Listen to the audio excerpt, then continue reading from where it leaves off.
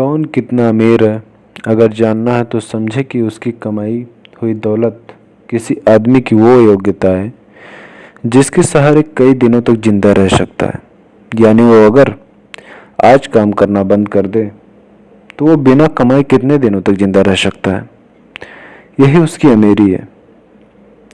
नमस्कार, मैं अविनाश सिंह और आज आप चर्चा कर रहे हैं रिच डैड पुअर डैड की, written by Robert T Kiyosaki.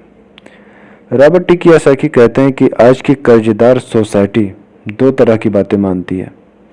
पहली ये कि खुद का एक घर होना चाहिए, दूसरी ये कि सैलरी अगर बढ़ गई तो फिर एक ज़्यादा बड़ा घर खरीद सकते हैं। पर ऐसी सोच, ऐसी स्ट्रेटजी की वजह से परिवार ज़्यादा कर्ज में फंस जाता है। लोग पूरी तरह से पैसों की तंगी का सामना करने लगते हैं।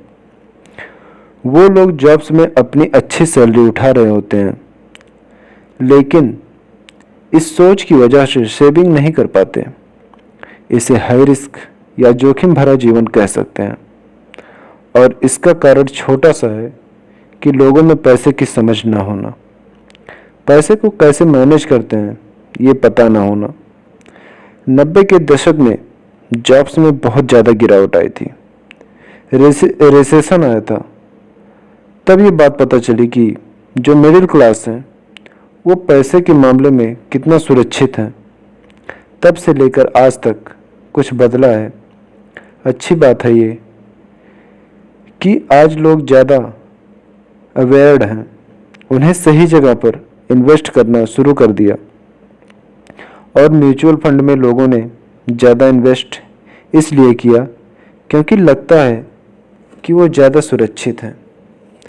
औसत म्यूचुअल फंड खरीदने वाले आदमी नौकरी में टैक्स और मॉर्गेज चुकाने में, अपने बच्चों की कॉलेज फीस जमा करने में और पैसे को बचाने में, अपने क्रेडिट कार्ड का हिसाब साफ करने में बहुत ज़्यादा बिजी रहते हैं। इतना उनके पास वक्त नहीं होता कि वे ये आर्ट सीख लें, किस तरह से म्यूचुअल फंड लिया जाए, किस तरह से इन्वेस्ट किया जाए। तो फिर वो क्या करते हैं, फिर वो किसी दूसरे को हायर करते हैं, उसकी काबिलियत पर भरोसा करते हैं और वो जैसा कहता जाता है वो वैसे करते जाते हैं। क्योंकि जो पढ़ा लिखा मिडिल क्लास वर्ग है पैसे को संभालना नहीं जानता। वो हमेशा यही सोचता है जोखिम मत उठाओ, सुरक्षित रहो। और असली प्रॉब्लम यही है कि पैसे की समझ न होने के कारण लोग खतरों का सामना करते हैं। उनके सेफ रहने के पीछे की इच्छा, यानी हमें कुछ ना हो, उसके पीछे का असल कारण ये होता है कि उनके पास पैसे की तंगी होती है। उनकी जो बैलेंस शीट होती है उनमें खर्चे ज़्यादा होते हैं, इनकम कम होती है, या यूँ कहें कि उनकी संपत्ति वाला यानी एसेट्स वाला कॉलम खाली रहता है। तो ये कोई गलत बात नहीं होगी। और जब सचमुच ज़िंदगी में वो once in a lifetime वाला मौका आता है तो ये लोग उस मौके का फ़ायदा नहीं उठा पाते, क्योंकि उनके पास पैसे ही नहीं होते इन्वेस्ट करने के लिए। अगर पैसे की समझ आ गई तो आप थोड़ा थोड़ा निवेश करके बूंद बूंद से सागर भर के अमीर हो सकते हैं। आप सूझबूझ के साथ सही जगह पर इन्वेस्ट करके अपने 5,000 रुपये को 10 लाख में कन्वर्ट कर सकते हैं।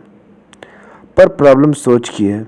जो गरीब वर्ग, मिडिल क्लास वर्ग, वो ऐसे इन्वेस्टमेंट को जोखिम भरा मानते हैं।